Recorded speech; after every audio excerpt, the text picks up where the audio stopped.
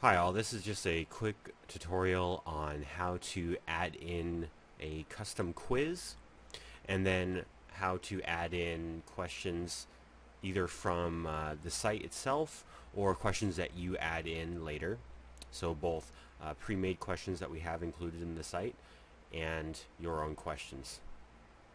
So first, you're going to want to log in using a CDX teacher login.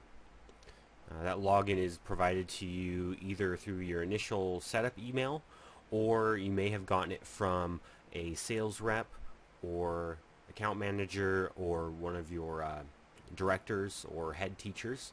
So just need the teacher login. You don't need a supervisor login or anything like that. What you're going to do first is choose which courses or which course you want to install the quiz into. I'm going to go ahead and do automatic transmissions here. Now open up the course homepage, and this is where you'll add your quiz to.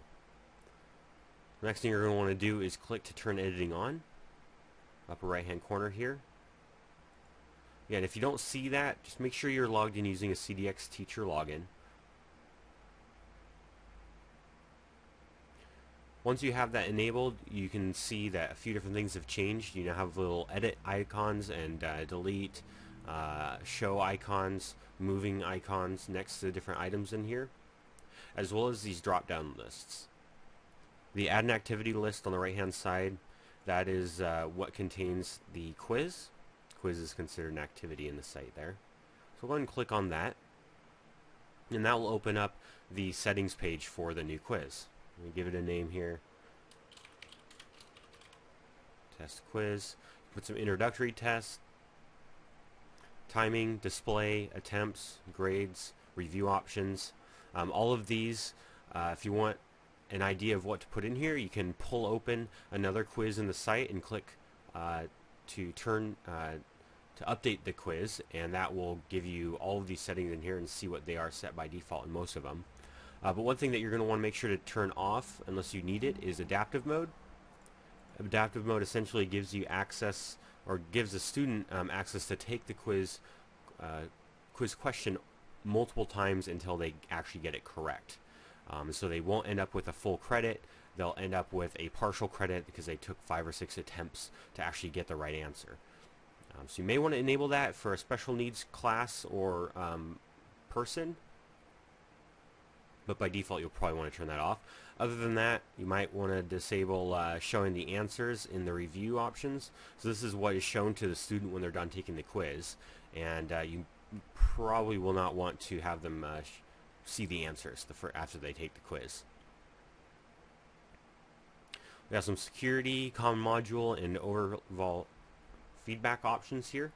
Under common module settings, the only settings in here that you'll be changing if you would like to make this quiz only available to a certain group, say again a special needs group or a specific class, you can select to only show to group members and then choose the grouping that the group is a part of. Obviously in the site there are no groupings set up, so you do not see that yet. Well, once you're done setting up all those settings, go ahead and click on Save and Return to Course. And we'll see here that it added right on the front page here. If you want to move it around, you can click the little up and down arrows here, and you can move it down to this other section if you'd like. And that about covers it as far as actually adding in a quiz. Obviously right now there are no quiz questions in the quiz, so what you'll want to do is open the quiz. And it'll bring up this edit tab here. And you'll see on the right hand side you have question bank, and left hand side questions in this quiz. Obviously no questions have been added to this quiz yet. So what you'll want to do, if you want to choose quiz questions from an existing question bank from this section, I believe we're in ASC2 still here, you can drop down the category and choose the quiz that you would like to add the questions from. So for example, you can do this torque converters quiz. You might want to check to show the question text so you can actually see the questions. Go through here, choose the questions you want, add them in as you so desire, and there you go. Otherwise you can also add in random questions, so maybe add in a few random questions, so they'll always get question 4, 12, and 7, but then they'll randomly get 3 additional questions from the question bank of 12 questions. Once you've added those in, you'll click Save Changes and the quiz is ready to go. If you would like to create your own questions, you can do so as well. You can choose the category you wish to add questions into, if it's a pre-existing category. Otherwise, you may want to create a new category for yourself. By doing so, you can go up to, you can have a lot more options for randomly selecting all of only your specific questions, as well as exporting and importing questions into that question bank from existing question banks. But if you go into categories here and go ahead and scroll down a little bit more, you can add a category. You can choose the parent category, which we'll just do this the course section here.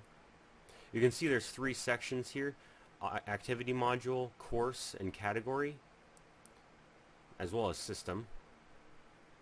If you add a question bank into the course level, that will be the category that you added in will be accessible by any other quiz in the course, so you can share your questions across multiple quizzes. If you only want it available to this quiz, you can add it to the activity module level. Otherwise, you can also add it to category or even the system level to have it available across the site. We'll just go ahead and add it in under the course here. Click on top.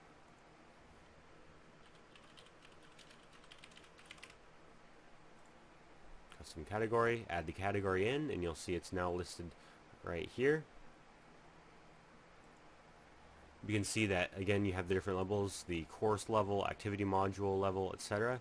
And if you go back to this page here, the question bank page, you can drop down this list and you'll see again activity, course, category, etc. So if I go back here and I want to do some stuff with my own category, you can drop down the list, choose your category, custom category. Obviously you don't have any questions in here yet, so I can either go into export, choose the category I want to export from, and export it to a file. A lot of times we just recommend using the Moodle XML format. And then you can go into import and then import Moodle XML format and browse to your computer the file you just saved, and then you can import the questions into your custom category here. And that will allow you to edit those questions however you want to. So they still are the old original questions and other quizzes in the site, but then you can modify them however you want for your specific category and for your specific quiz here. So that's one way to get your own questions in. The other way is just to create a new question. With this drop down list here, I'm going to just choose a multiple choice question. You have a few different types there. Put a name, new queue. I believe I do have to put in a couple choices for it to save. So the first choice is just true. And you choose the grade for the one that is to be correct, to be 100% grade. And then the second choice is false. There is no grade there. And so now I have a new question here, which I can then add in to the question bank for that quiz, or I can add it into the quiz from the question bank. It's still available over here.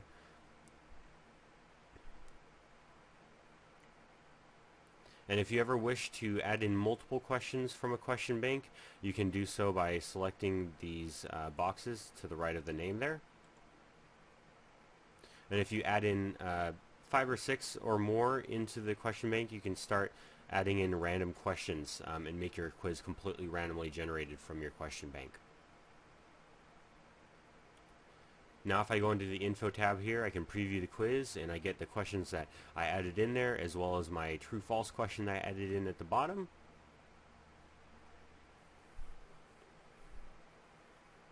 And that's how you add in a quiz or add questions to your quiz. If you have any questions on this, feel free to get in contact with us. You can head to our support page, cdxauto.com/support, and you can either get technical support, get help getting started. We have a student help section as well as an instructor help section with other training videos and information, as well as contact information as well.